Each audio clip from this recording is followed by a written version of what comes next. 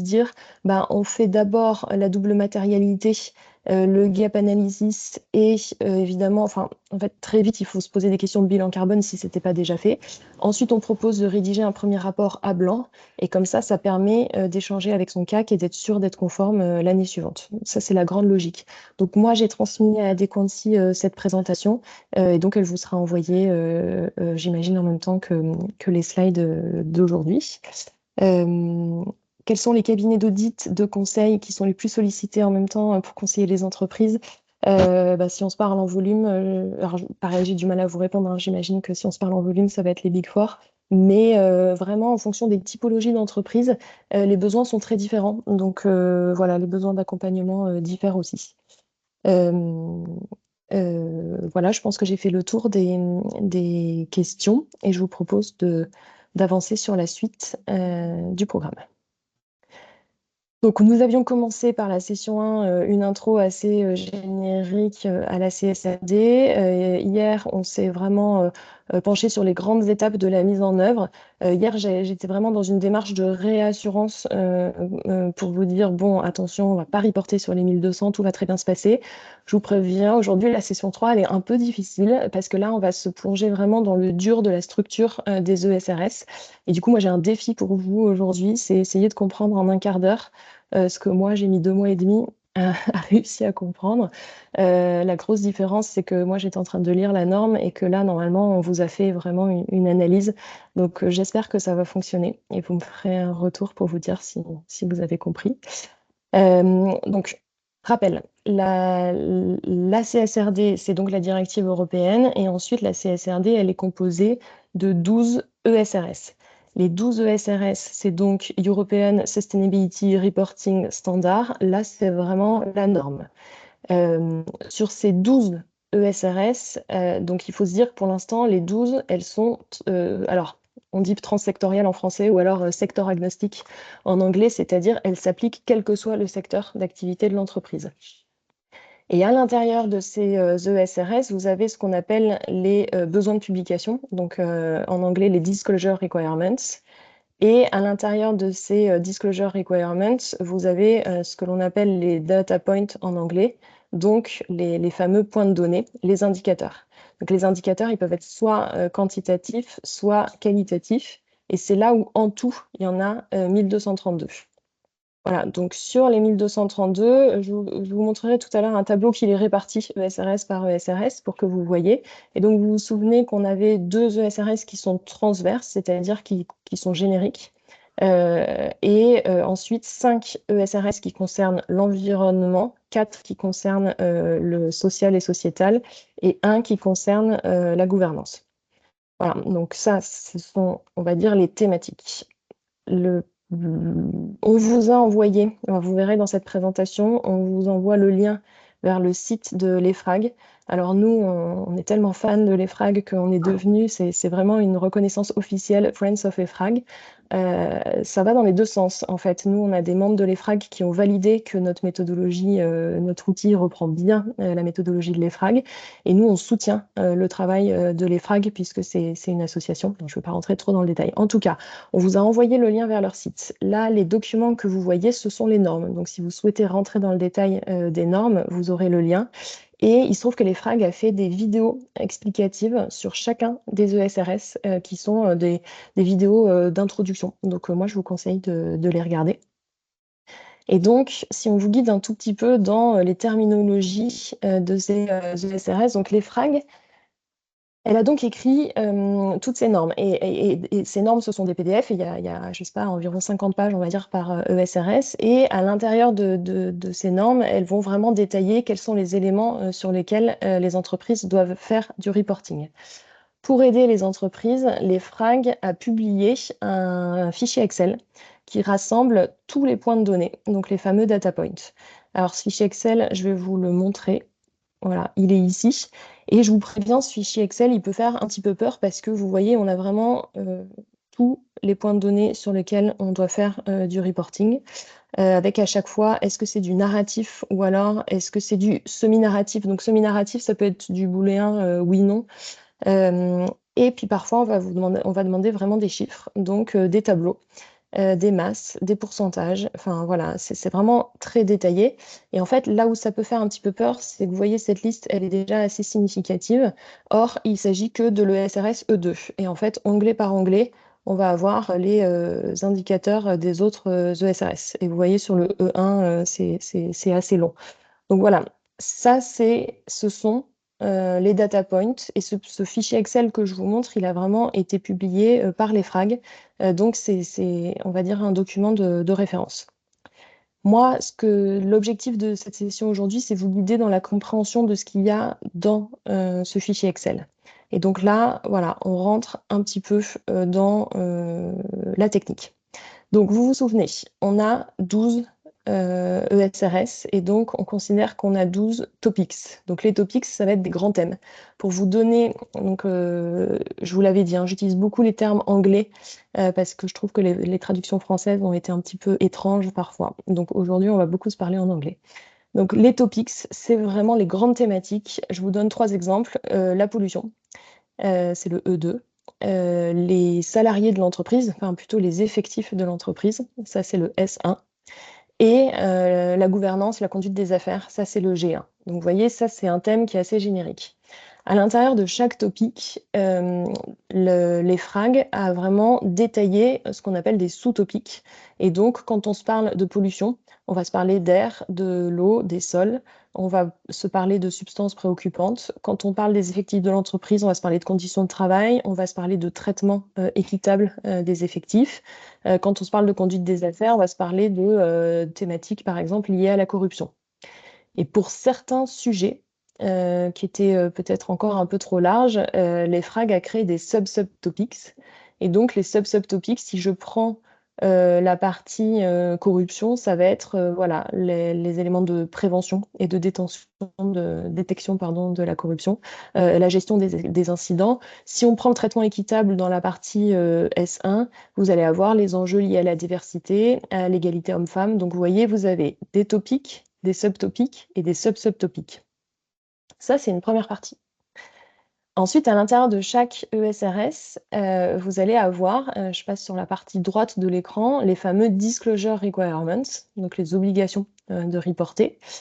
Et donc là, vous voyez, c'est des paragraphes où on va vous demander de faire du reporting sur l'impact, par exemple, que votre entreprise peut avoir sur la pollution de l'air, de l'eau et des sols, sur la rémunération homme-femme, etc., etc.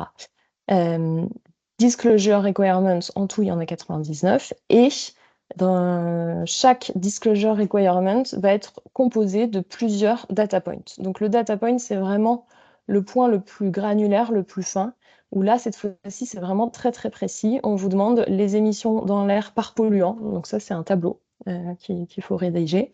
Quand on se parle d'éléments de rémunération, on va demander des écarts de rémunération hommes-femmes par catégorie d'employés, des écarts de rémunération hommes-femmes par pays et séparation, c'est ratio, des ratios de rémunération annuels.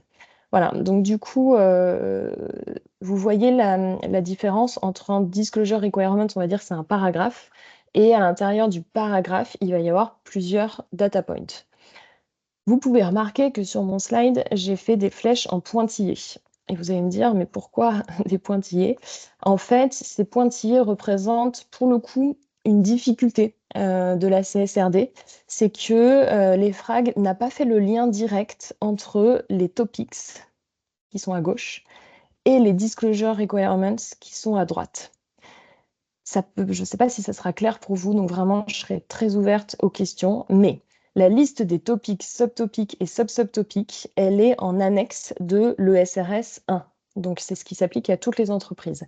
Vous allez faire votre analyse de double matérialité et vous allez dire pour mon entreprise, oui, la diversité, c'est un enjeu, oui, l'égalité homme-femme, c'est un enjeu, et oui, la prévention des incidents de corruption, c'est un enjeu. Voilà, par exemple, vous allez en avoir 3.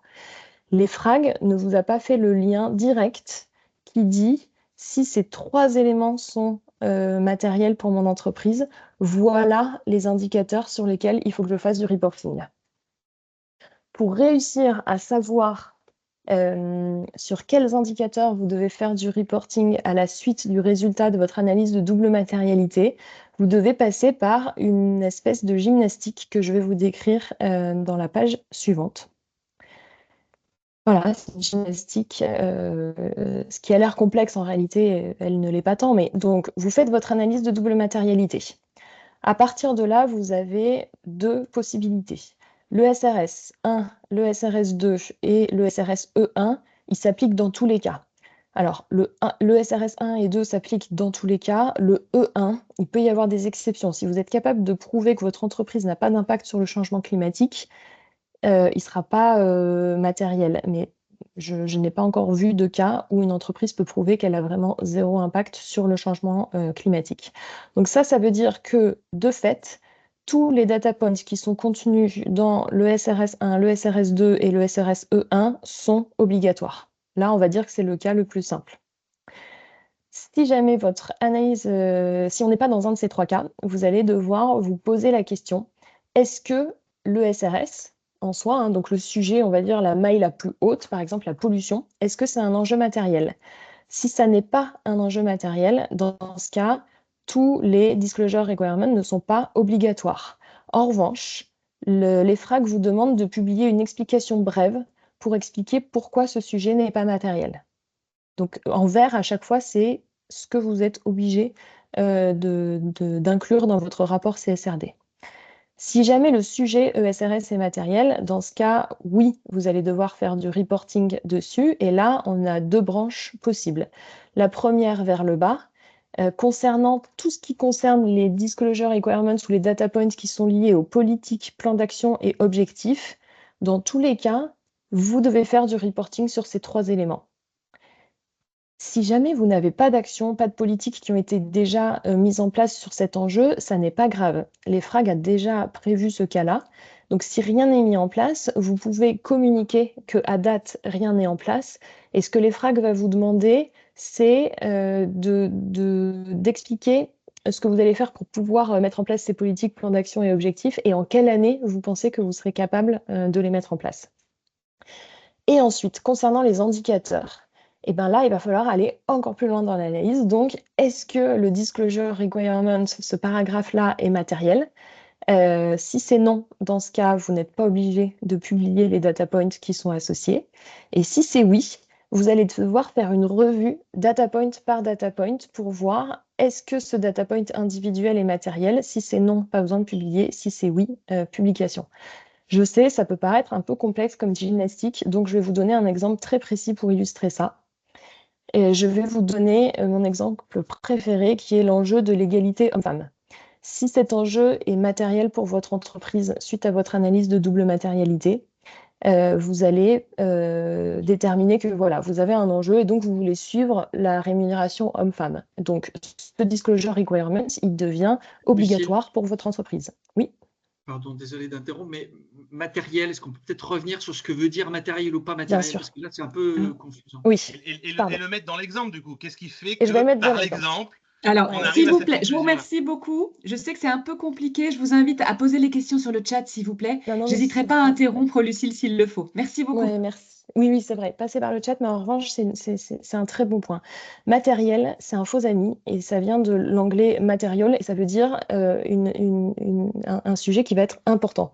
Et comment on évalue si un sujet est important ou pas? On passe par l'analyse de double matérialité. Et l'analyse de double matérialité, c'est tellement important qu'on a décidé d'y consacrer les 2 dernières sessions de notre formation. Donc demain et après-demain, je vous explique vraiment très en détail comment on fait cette analyse de double matérialité. Donc je suis désolée, je réponds que partiellement. Vous verrez demain et après-demain comment vous savez que l'égalité homme-femme est un enjeu matériel. Mais du coup, si je reprends mon exemple, si c'est un enjeu matériel, vous savez que le disclosure requirement rémunération homme-femme devient obligatoire. Et en revanche, je vais vous donner un exemple où vous allez avoir un data point qui ne va pas être obligatoire, parce que c'est un cas que j'ai déjà avec un de mes clients. Pour ce client, ce DR est obligatoire. Et donc, il est obligé de publier l'écart de rémunération par catégorie de salariés. Donc ça, il va le publier. En revanche, c'est une entreprise qui n'opère qu'en France. Et donc, vous voyez, on a exclu ce data point qui est écart de rémunération par pays. On l'a exclu du scope et on a expliqué pourquoi. Parce que ça ne s'appliquait pas pour cette entreprise. Voilà. Donc, j'espère que sur le fait de déterminer quel est votre scope de reporting, la logique était claire. C'est un petit peu compliqué, mais je voudrais vous rassurer, c'est aussi pour ça qu'il y a des outils comme le nôtre qui existent. C'est que nous, ce lien qui ici est en pointillé, nous, en fait, on l'a automatisé dans notre plateforme. Et donc, nous, je vous montrerai la plateforme sur le dernier jour de notre formation, mais nous, dans notre plateforme, si vous faites votre analyse, on vous sort automatiquement quels sont les data points qui seront à inclure pardon, dans le rapport. Voilà. Donc, j'espère que ça répond à peu près. Ici, c'est un tableau que je vais vous envoyer pour que vous puissiez le regarder un peu plus en détail. Alors, on avait fait cette analyse à l'époque où il n'y avait que 1196 data points, mais je vous l'envoie quand même parce qu'en fait, ça vous permet d'avoir la répartition des indicateurs. On vous a réparti les indicateurs en fonction de savoir dans quel ESRS il se situe. Donc, vous voyez que c'est vraiment sur le changement climatique qu'il y a beaucoup d'indicateurs. Il y en a 218. Sur le SRS 2, qui est obligatoire, il y en a 195. Et sur le S1, qui concerne vraiment les employés de l'entreprise. Donc, c'est les trois, on va dire, où il y a vraiment le plus d'indicateurs. Et ensuite, on vous les a répartis entre ceux qui sont obligatoires. Et là, on vous a dit quel type d'indicateur c'est. Est-ce que c'est du quantitatif? Est-ce que c'est un tableau? Ou est-ce que c'est du narratif? Et on vous a mis, est-ce que c'est un indicateur qui est volontaire? Vous remarquez que, bon, à l'époque où il y en avait 1196, il y en avait quand même 282 qui étaient volontaires. Voilà, donc ce tableau, je vous l'enverrai. Je sais que c'est pas complètement à jour, mais en tout cas, ça vous donne une répartition parce que maintenant, on est passé à 1232, mais les ordres de grandeur n'ont pas changé. Et vous remarquez au passage que vous avez une grande proportion des indicateurs qui sont narratifs. C'est pour ça que la gestion des indicateurs narratifs, c'est un vrai enjeu dans le cadre de la CSRD. Et c'est pour ça qu'on est dans un fonctionnement qui va différer de celui de la finance, parce qu'on ne gère pas autant d'indicateurs narratifs dans le monde de la finance. Je vais quand même répondre un tout petit peu à la question qui m'a été posée précédemment. Qu'est-ce que c'est que cette histoire de matérialité et surtout qu'est-ce que c'est que cette histoire de double matérialité? Il se trouve qu'en plus c'est vraiment une spécificité de la CSRD, c'est une spécificité qui est essentielle et c'est une spécificité qui est déjà reprise puisque la Chine a annoncé qu'elle allait aussi utiliser le concept de double matérialité. Pour comprendre le concept de double matérialité, je vous conseille de regarder ce schéma qui est ici. Il y a deux matérialités. La première, c'est la matérialité d'impact, c'est le inside out. Donc, qu'est-ce que vous faites dans votre entreprise qui peut avoir un impact sur l'extérieur? Et quand je dis l'extérieur, ça peut être l'environnement, donc typiquement de la pollution, ou sur le social. Quels impacts vous pouvez avoir sur une population? Voilà. Et la deuxième matérialité, on l'appelle la matérialité financière. Cette fois-ci, c'est outside in. Et donc, qu'est-ce qui peut se passer à l'extérieur? Par exemple, la montée des eaux, qui pourrait avoir un impact sur mon entreprise. Et donc, on parle de matérialité financière parce que cette matérialité-là, on la représente par un risque ou une opportunité financière. Voilà. Et du coup, ce concept, il existait quand même déjà un peu avant, mais il a vraiment été formalisé par la CSRD. Et c'est vraiment très important. On va considérer qu'un enjeu est matériel, c'est l'un ou l'autre. C'est pas la somme des deux. Donc, si un enjeu est matériel d'un point de vue matérialité d'impact ou d'un point de vue matérialité financière, il suffit qu'il soit matériel dans un des deux cas et l'entreprise est obligée de faire du reporting sur ce sujet. Voilà, on rentrera vraiment sur les 2 dernières sessions dans cette histoire de double matérialité et comment on fait ce processus. Mais voilà, je voulais quand même vous donner la définition aujourd'hui. Voilà, donc pardon, j'avais pas mis les petits pictos. Vous verrez dans la présentation et j'espère que ça éclaircit déjà. Souvent, le résultat de l'analyse de double matérialité, il est représenté sous forme de matrice. Donc, vous voyez, là, c'est une première vue de notre logiciel. Et donc, vous avez la matérialité d'impact d'un côté, la matérialité financière d'un côté. Et vous voyez, la zone de matérialité, c'est la zone grise. Donc, voilà. Il suffit qu'un sujet soit matériel dans un des deux cas pour que ce soit considéré comme matériel pour l'entreprise.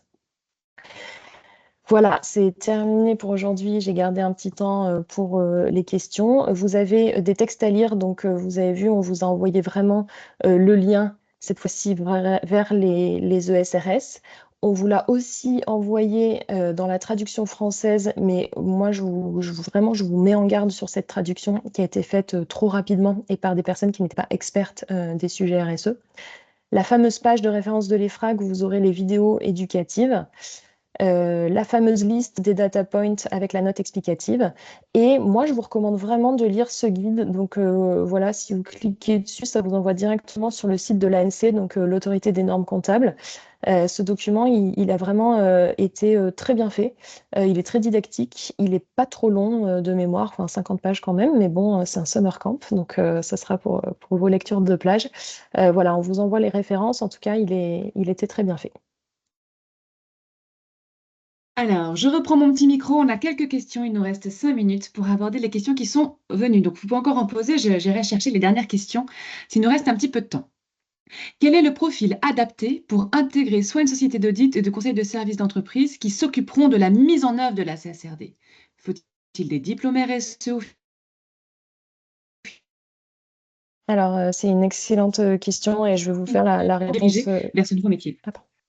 Alors, pardon, j'ai eu un petit souci de connexion. Je me suis arrêtée au point de savoir quel était le profil idéal pour intégrer un cabinet qui allait mettre en œuvre ou une entreprise qui allait mettre en œuvre. Je vais vous faire la réponse Carbone Pass parce que moi, je vois que notre positionnement fonctionne très bien. En fait, l'idéal, c'est presque d'avoir une culture de la finance. D'avoir eu une formation en finance, potentiellement une expérience en finance, parce que ça nous donne vraiment beaucoup de compétences sur le côté consolidation de données, mais aussi gouvernance de la donnée, et de venir évidemment compléter cette expérience par une formation RSE. Voilà, j'imagine que ça peut se faire dans l'autre sens, mais en tout cas, je le vois moins. Ok. Alors, concernant les FRAG, pourquoi n'ont-ils pas établi ce lien? Topics, sub, etc. Eh ben, c'est une très bonne question et je crois que j'ai pas la réponse. Et pourtant, j'ai vu quelques. Alors, les sessions de l'EFRAG sont publiques, donc vous pouvez y accéder en replay. Je vous souhaite du courage parce que c'est des heures et des heures de débat, mais c'est vraiment très intéressant. J'ai vu une explication à pourquoi on n'a pas mis de cadrage sur l'analyse de double matérialité. Donc ça, je vous donnerai l'explication demain, mais j'ai pas eu d'explication. Pourquoi ce lien n'a pas été fait? Je ne sais pas. Pouvez-vous donner un exemple de SRS qui ne serait pas matériel? Oui, oui. Enfin, donc je vais essayer de faire un lien entre une entreprise et j'ai plein de cas. C'est marrant, c'est plus facile à faire dans l'autre sens. Non, parfois vous n'allez pas avoir de matérialité S4. Donc S4, c'est l'impact sur les populations qui vont utiliser les produits ou les services. Typiquement, quand vous êtes une grande société de services, ben, typiquement un cabinet de conseil, le S4 n'est pas un énorme enjeu. Alors que si vous êtes dans le retail et que vous vendez des produits de consommation alimentaire, là, ça va être un enjeu important. Super. Est-ce que les ESRS se substituent aux ODD pour la matérialité d'impact? Oh Ou là nous là, mais j'adore pouvons, cette question. ouais, ou est-ce que nous pouvons nous appuyer sur les ODD pour déterminer les DR matériels? Alors, j'ai été obligée de passer vite sur ce sujet parce que pendant la première session, on n'avait pas le temps. Mais en fait, la CSRD s'est construite dans un objectif de vraiment rassembler les autres référentiels et qu'ils puissent se parler. Et donc, les ODD, c'est un autre référentiel qui est un excellent référentiel. Et donc, il y a une communication et des équivalences possibles. Alors, j'ai envie de dire que ODD, à la limite, c'est presque un des plus simples. Parce qu'on vous demande d'expliquer sur quel ODD vous contribuez. Il y a des référentiels où c'est beaucoup plus technique de faire se parler les référentiels, comme par exemple GRI ou alors le référentiel IFRS qui était un petit peu concurrent, on va dire, à la CSRD. Mais progressivement, c'est assez impressionnant ce qui est en train de se passer. Tous les référentiels sont en train de publier leurs alignements sur la CSRD. Donc nous, on croit très fort chez Carbon Pass que les ESRS vont devenir le référentiel international. Je crois que j'ai vu passer aussi une question sur est-ce qu'il y a des équivalents dans d'autres géographies, par exemple en Chine. Il y a des législations dans tous les sens. Ça, si vous lisez notre livre blanc sur l'alignement des référentiels, vous verrez, on a fait un petit encadré dessus. Il y a des alignements, mais la CSRD est la seule législation qui, à date, est aussi vaste et qui a un caractère obligatoire. Super. Une dernière question, puis les autres, on les traite sur le WhatsApp si ça vous va bien. Est-ce que les associations de loi 1901 sont concernées? Oh, c'est une bonne question, mais ça serait plus une question à adresser à un CAC. Mon expertise s'arrête parfois sur les formes juridiques. Là, instinctivement, j'aurais tendance à répondre que non, mais adressez-vous au commissaire aux comptes ou à l'expert comptable de la structure pour avoir la réponse. Super. Eh ben, un énorme merci, Lucille. C'était effectivement une Plaisir. session dense. Elle a été Euh, technique. Voilà, donc on vous invite à aller bien reconsulter toute la base documentaire qui sera jointe sur le dernier slide de la session d'aujourd'hui. Voilà, avec les liens de téléchargement. Lucille et son équipe Carbon Pass ont préparé ça vraiment de façon formidable. Donc Et, n'hésitez pas à potasser les ressources. et bravo à ceux qui avaient détecté. Il y a effectivement une petite erreur de copier-coller dans la présentation d'hier. Donc, c'était pour voir si vous suiviez. Donc, félicitations, vous avez très bien suivi. On va mettre à jour et on vous envoie ça. Je pense qu'à la fin, on fera une mise à jour de toutes les présentations. Voilà, Tout à j'espère fait. Voilà. que, On que renverra les c'était slides pas. de mise à jour. Merci. Ouais, j'espère que c'était pas trop technique aujourd'hui, mais voilà, le sujet l'est. Promis, demain et après-demain, ça sera plus light.